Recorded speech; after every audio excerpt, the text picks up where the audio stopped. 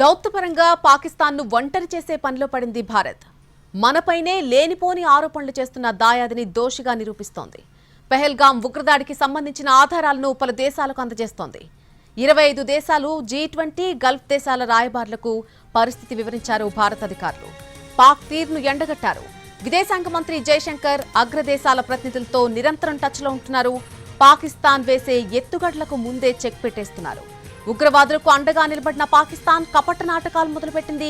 తన పాత్ర స్పష్టంగా కనిపిస్తున్నా తనకేమీ తెలియదని బుకాయించే ప్రయత్నాలు చేస్తోంది. అగ్రదేశాలకు తన అధికారులను పంపుతోంది. భారత్ తమపై దుష్ప్రచారం చేస్తోందని నమ్మించేందుకు గట్టిగా ప్రయత్నిస్తోంది.